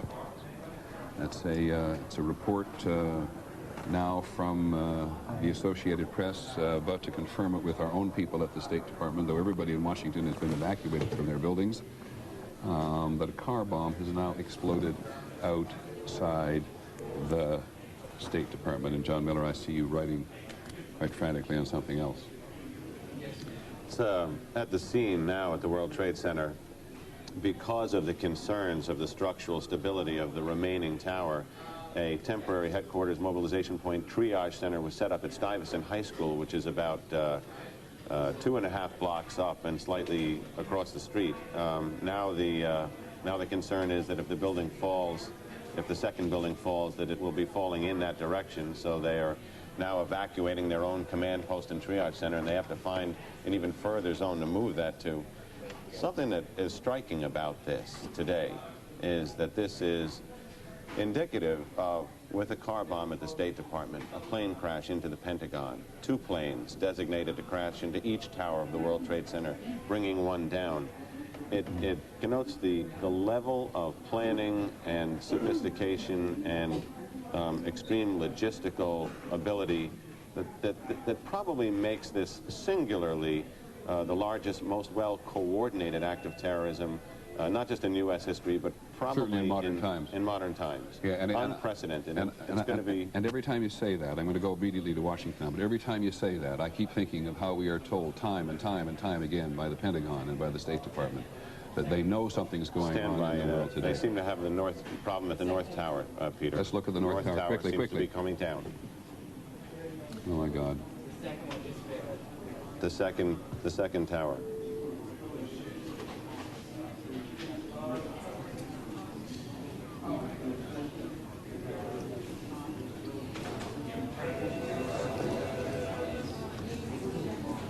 It's hard to put it into words, and maybe one doesn't need to.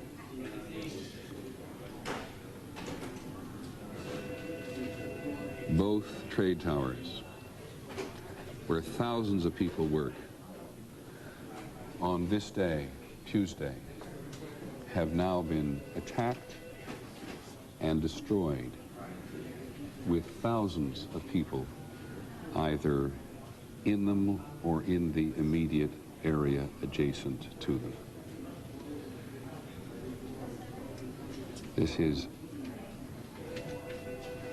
There is simply no way to accurately describe the emotion this evokes in people all over the world, friends of the United States and enemies of the United States as well.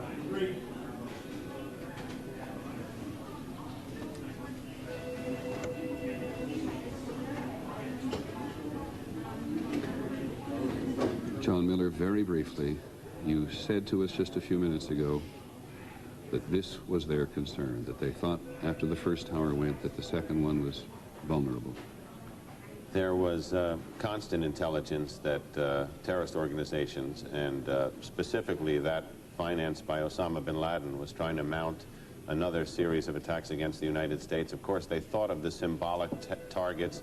The most symbolic was the World Trade Center because it had been attacked yet not brought down. And it seems that those concerns that even caused the World Trade Center to hire a senior FBI counterterrorism official just weeks ago to try and beef up security have come home to roost. It's also interesting to say that there is no type of security which would have prevented against this today. Well, that may not.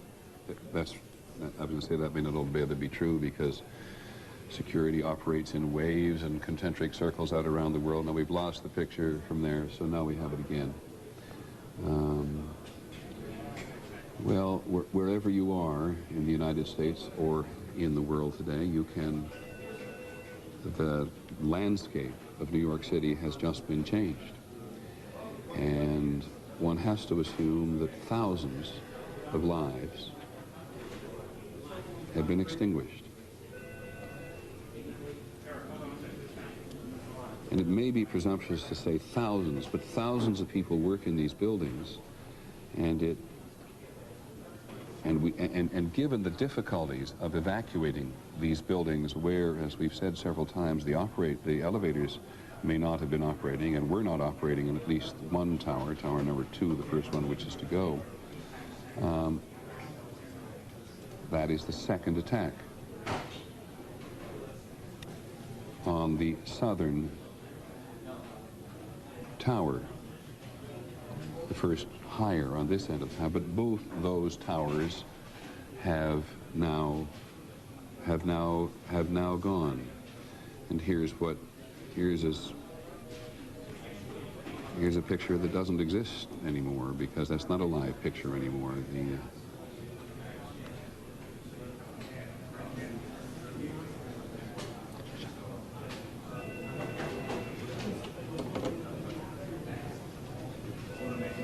Good Lord, it just...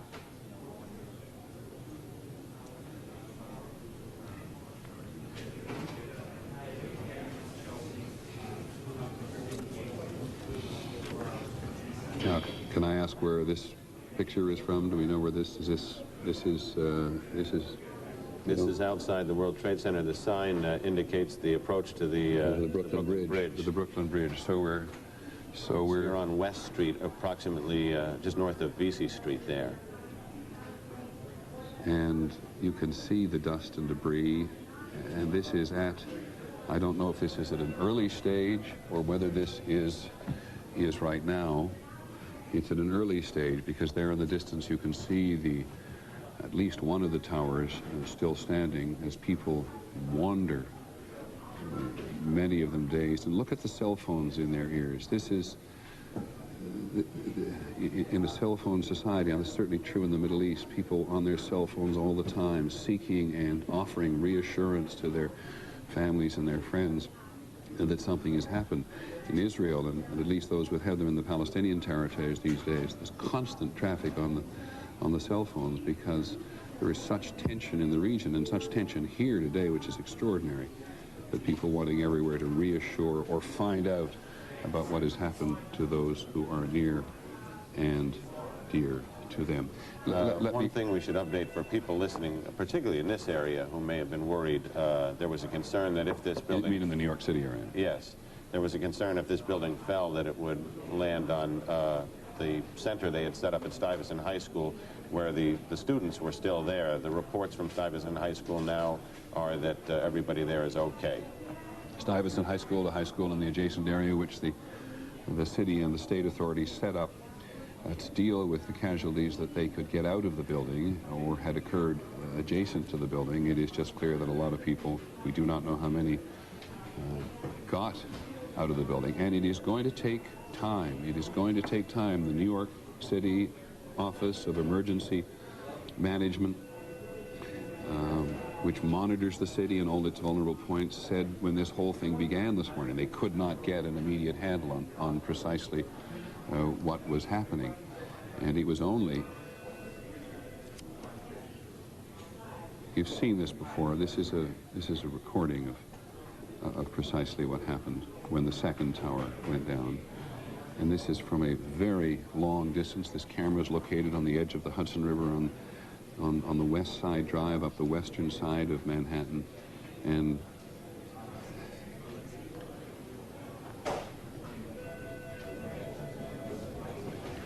I cannot say this is something that people never believed they would see in the United States, because of course Oklahoma City was when we all had that reaction, when Americans experienced terrorism in the heartland for the first time, believing in many cases that it all happened somewhere else. But I just think that millions of Americans will be stunned by the magnitude of this today. I'm trying to track down John McWethy, our correspondent at the Pentagon. He was evacuated. I'm saying this as much to our control room as anybody. He, like everybody else, was evacuated. And I'd also like to talk, if I may, to Claire Shipman at the White House to see what the progression is there, and Linda Douglas at Capitol Hill, because we do know that the leadership of the Senate, at least, Senator Lott and Senator Daschle, were moved to a secure location while much of this was going on, but it is very difficult to get through on anybody's cell phone. And this is, Pierre Thomas, another reminder of, you wonder if this is something that people anticipate. We now live in the age of cell phone. We now rely on cell phones for so much. When there's chaos like this, too many people on the cell phones, they don't work. Well, one of the things that they had to deal with today, Attorney General Ashcroft was en route to Milwaukee today. And now with the planes grounded, he's going to have to communicate by phone. They have an internal communication system at the Justice Department that they use in situations like this, video monitors. But again, everyone is dispersed, and with the planes grounded, this created a scenario that they had, quite frankly, hadn't seen before. It is the grounding of the planes which pretty much brings to a halt. I mean, one assumes that Air Force One with the President is already on its way back to Florida. Okay. All right. Thank you very much. ABC's John McWethy is on a cell phone at the moment, and while he cannot hear me, somebody can tell him to start talking, please, and we'll listen.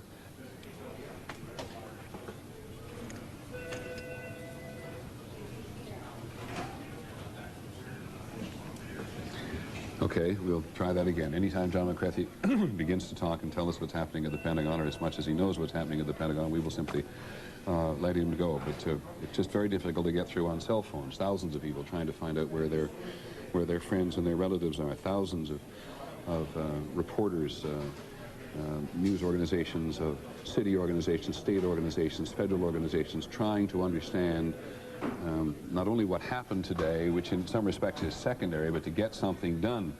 And there's just so much agitation around. You get a report just a couple of moments ago from the security at the Capitol Police saying that they believe a hijacked plane may be bound for the Capitol. There's an intensity in the air and a fear and a trauma in the air at 20 minutes to 11 Eastern time in the United States, 20 minutes to 8 on the West Coast, or in the western part of the United States. The day has just beginning, and all of this has happened in just under an hour. The first attack on the Trade Tower was just before 10 o'clock. The second one came at 3 minutes after 10. We have a strike on the Pentagon, which came a little after that, and the country is just riddled. 9 o'clock. 9 o'clock, I'm sorry. The country is just overrun, as it's inevitable it would be with rumors. I'm curious, John, in terms of the emergency operation that you monitor, Are they in a sense of panic? Are they or just in a sense of chaos? In a sense of chaos. There was a brief sense of panic, which is understandable when the first tower collapsed. By the time the second tower collapsed, they were prepared for it. There were numerous other injuries. The level of coordination is incredible. The FDR Drive, which is a main artery, has been shut down for the purpose of keeping it clear for ambulances to go to hospitals. They've anticipated that the lower Manhattan hospitals in New York City will fill up, so they have started to arrange helicopter flights to go to hospitals further out in the circle. They've really been pretty well coordinated throughout this. If you can possibly be coordinated during a series of spontaneous events that amount to disaster. This is war, and war by another definition. We did manage to get Rebecca Cooper, one of our reporters, on the phone from the White House. That's how difficult it is at the moment to communicate. Rebecca, do you hear me? Rebecca Cooper at the White House, do you hear me? All right, the same case with Rebecca's is with John McCarthy at the Pentagon. If we do hear from them, we'll simply interrupt and let them get on talking. Yeah, Rebecca, do you hear me? Yes, Peter, I hear you. I'm in the basement of 815 Connecticut Avenue. It's a building across the block from the White House, across the park. You know where that is, next to the Chamber of Commerce. I had to come down here because, as you said, none of the cell phones are working. I'm in the engineer's office, and they've given us their phones to use. There's a real dichotomy here at the White House, Peter. Tourists who still are not fully aware of what's happening across the nation are standing there watching with curiosity. They keep getting moved back, but those of us who are inside the White House realize the severity of the situation. I was inside the White House this morning trying to gather information for you when we were told by a very nervous White House security staff that they feared a plane was headed to the White House, and we heard planes indeed overhead, and they quickly evacuated all of us out of the White House. Now, I just got off the phone with my own crying mother who was very worried about where I was, and I will tell other mothers and fathers of people who work at the White House and reporters who work at the White House that most of the White House has been evacuated. In fact, in the building where I am now, people have cordoned up other offices to try and coordinate the federal response to this. There are actually phone calls being placed to the legal counsel of the FAA from this building because they don't have cell phone connections. They are out of their offices. They are doing a good job of coordinating the federal response from here, but they are having to take all kinds of emergency measures to coordinate this response. But even the White House chef, who just days ago was preparing a lovely state dinner for President Fox of Mexico, I saw him and I tried to speak to him, and frankly, Peter, he was too rattled. He said he couldn't speak, and he was with his staff, and they were all very anxious and very worried because, of course, they did know what's going on in the country today. Many thanks, Rebecca Cooper. And if you just see that picture that was going by as Rebecca was talking, you get a real sense of what the urgency was in the White House. First of all, the White House police came walking out, and then people began to run out of the White House. In and of itself, astonishing, because we live with the notion that if there is any place in the United States which is fiercely protected, including an anti-aircraft battery, at least one on the roof of the White House itself, this is the place where the President and the Vice President, of course, are to be secure. Claire Shipman is on the phone from the White House. Claire, we are now looking at what appear to be fairly relaxed security officers on the roof of the White House, looking at in the distance as they always do, talking occasionally to each other. There doesn't seem to be a high level of tension there. What's it like on the ground?